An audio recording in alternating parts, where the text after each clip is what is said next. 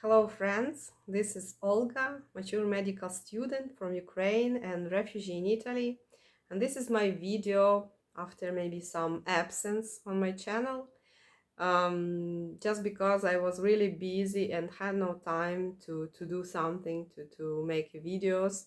So I'm very sorry, but today I would like to share with you in general some information about my life in Italy and also about some um, opinions if the war in Ukraine could be stopped in the next year, 2025.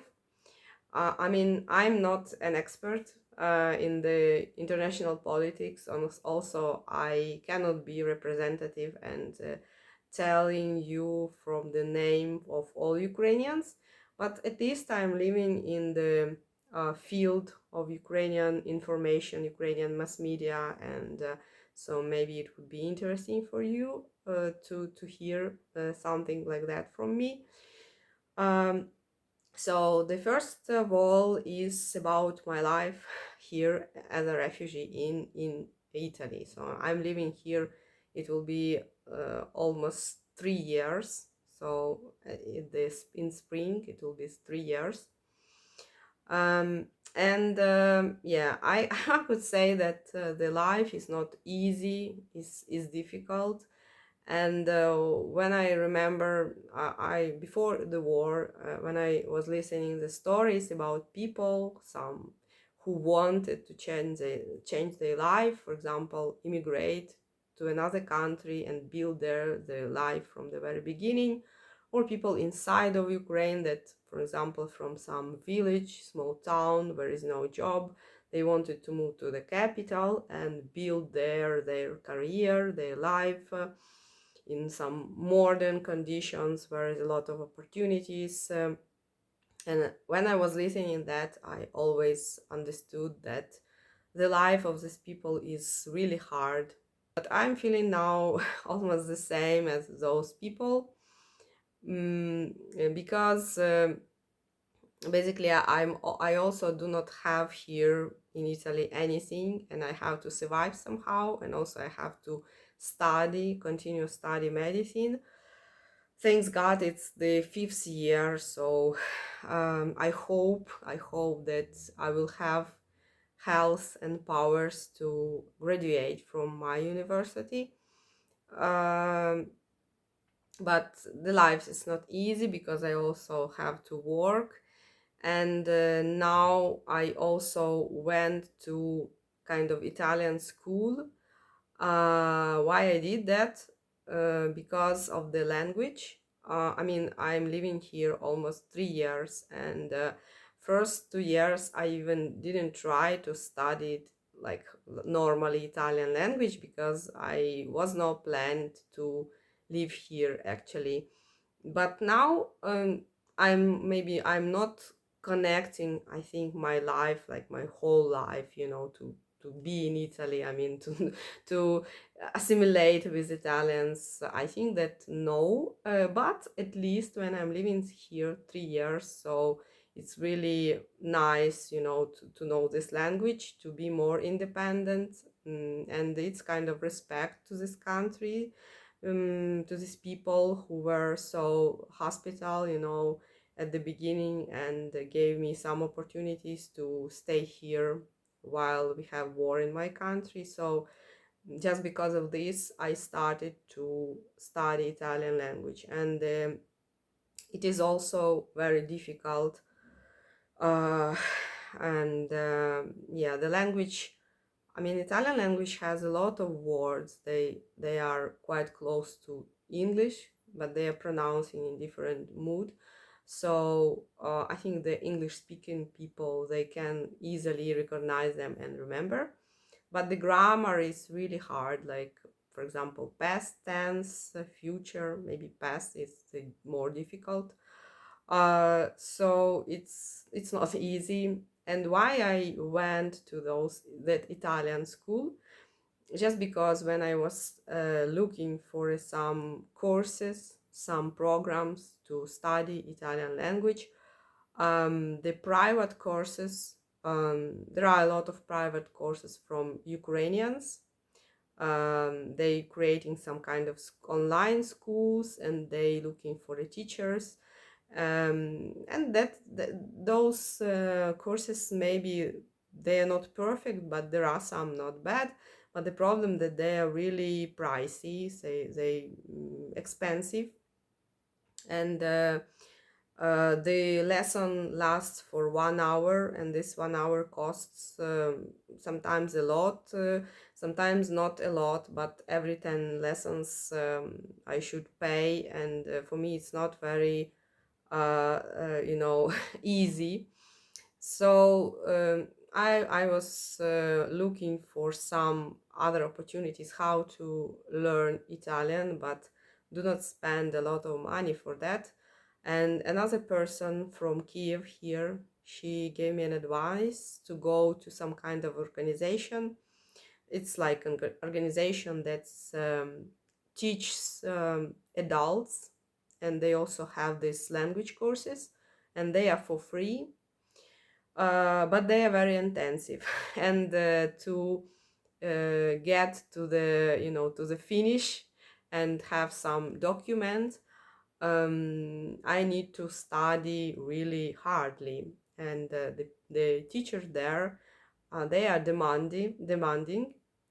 Maybe it's not that bad. I mean, when someone demands from you knowledge, so you will study hardly, more hard.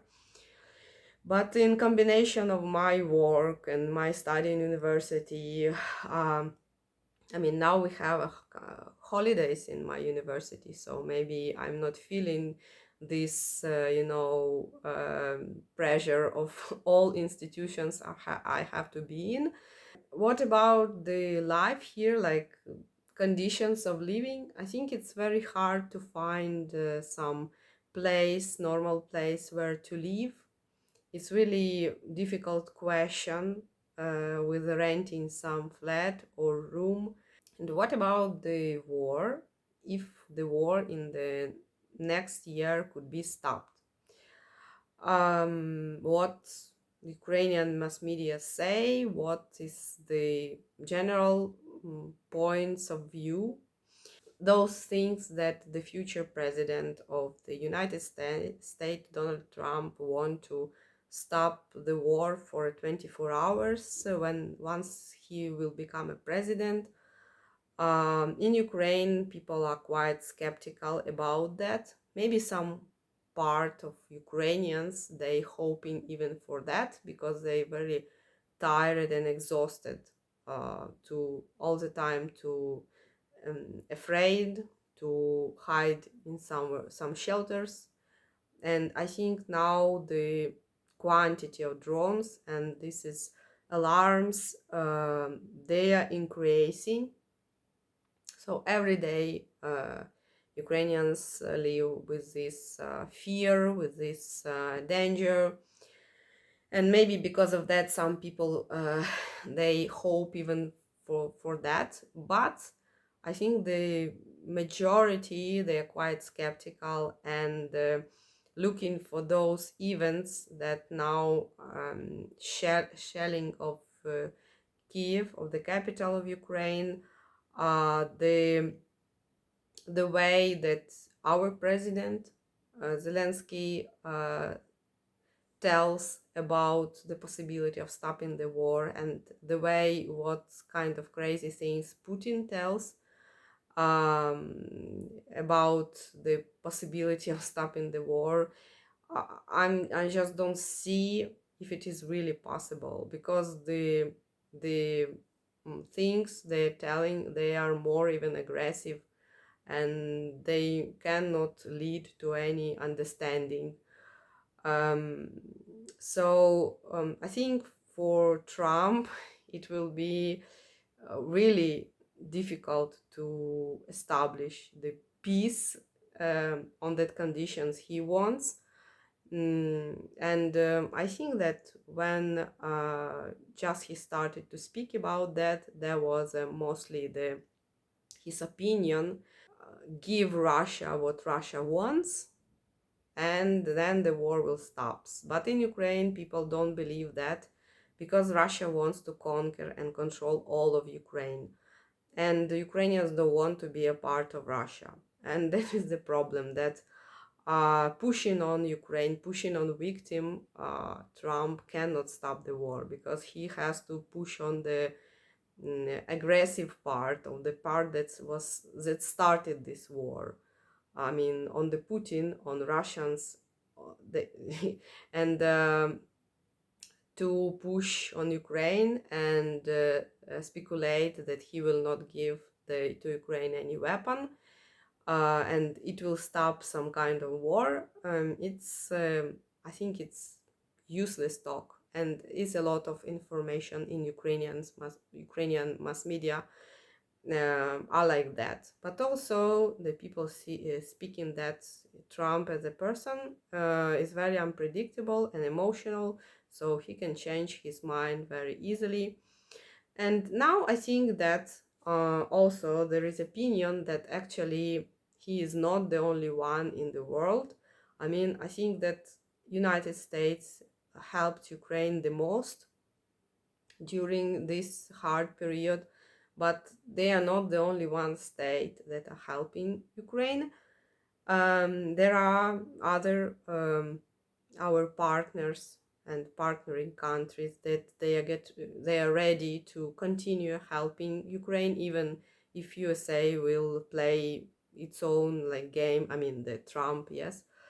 And Ukraine also itself produces the kind of weapons, and I think for the last year we even created new kinds of weapons. So the military and weapon producing complex is growing, developing now in Ukraine. Maybe it's not that powerful still and as Russians, but anyway, the more Ukraine produce own weapon, the more Ukraine is independent in own decisions to stop this war or not. Maybe you have heard about like on the Independence Day, our president Vladimir Zelensky, he told that we created the rock missile drone. This is kind of drone that are flying very fast. So the speed of this drone is kind of like almost like a rocket, like a missile. And it was named as a name Palyanytsia. And Palyanytsia, why it was called like that? Because Palyanytsia, it's the Ukrainian old-fashioned old word. Sorry. I think that when I was even in the village somewhere in Ukraine, I never have heard people was using this word in everyday life. I knew this word only from literature, from some Ukrainian writers, but it's kind of old one.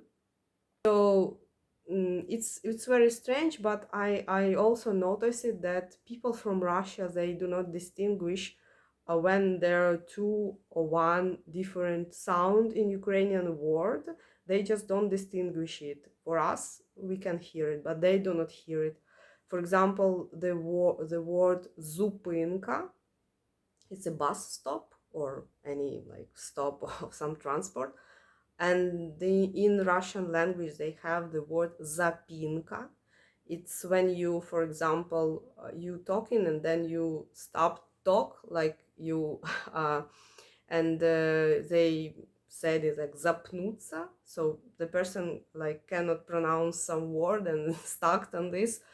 Uh, and they do not distinguish the differences between this word. I mean, zupinka, zapinka, and so the same, they have problem with Ukrainian words paляниця и полуниця. And that's why in Ukraine this word become very fastly popular.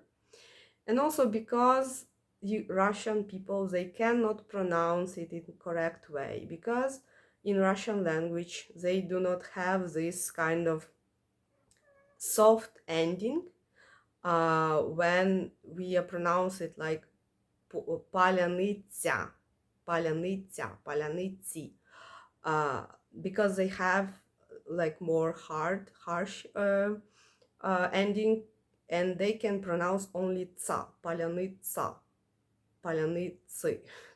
I'm also they may say like palyanitsia, palyanitsi, but to pronounce how to do that in Ukrainian style, that it's not possible for them. It's maybe because of that this kind of first reactive drone was named as Palyanitsa.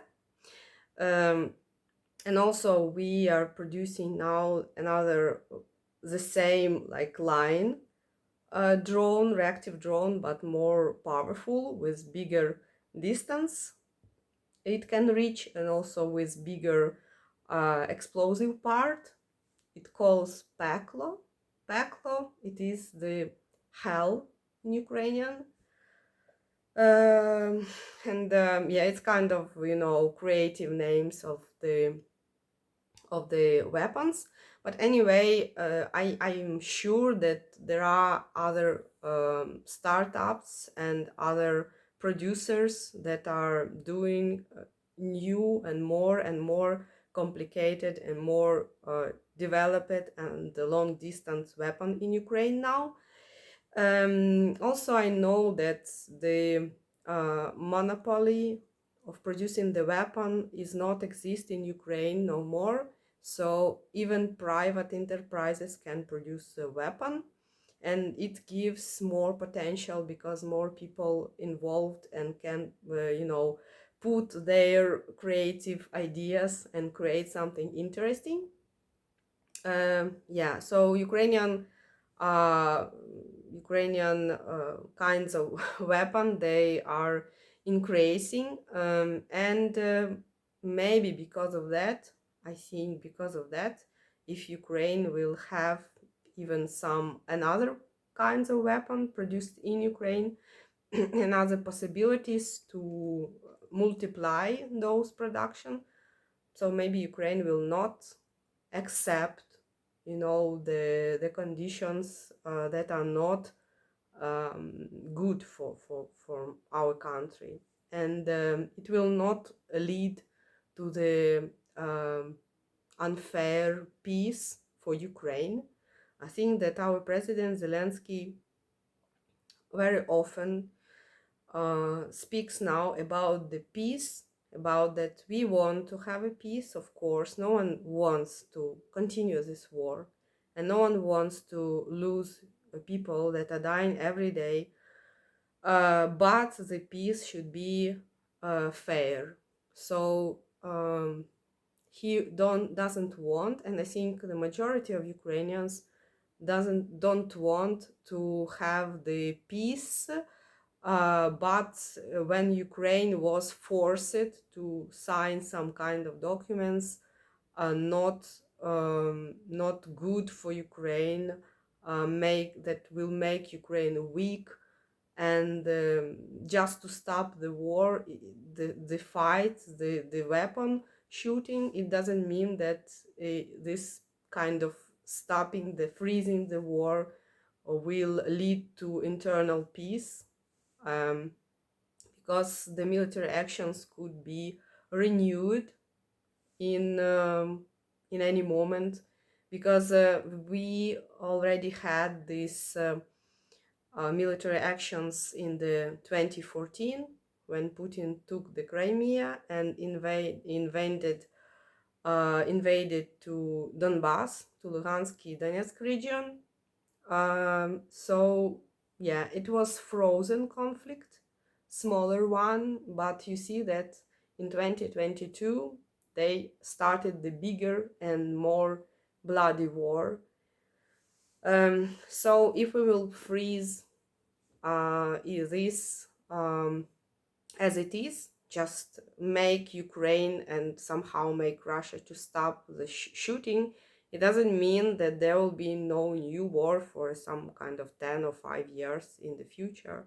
So I think our president is really correctly speaks that the guarantees, the conditions of stopping the war um, could be very like affirmative, could be such conditions that there will be no any new war renewing restarting this war in the future. Watching all those explosions, even in Kiev now, um, just few days ago, when was destroyed the business center and near the Catholic church, very famous in Ukraine, that was a bit damaged. There was damages of windows. Things got not the building itself.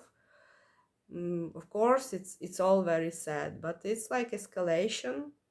So now both sides they are seems to want to have more escalation, more intensive, aggression from the Russian side, and Ukraine trying to answer how it can now. I wish you also Merry Christmas and Happy New Year. May your dreams come true, and you will have health, happiness, well-being, and surrounded by nice people, by your friends, by people that always will support you. And see you in the next video. Bye bye.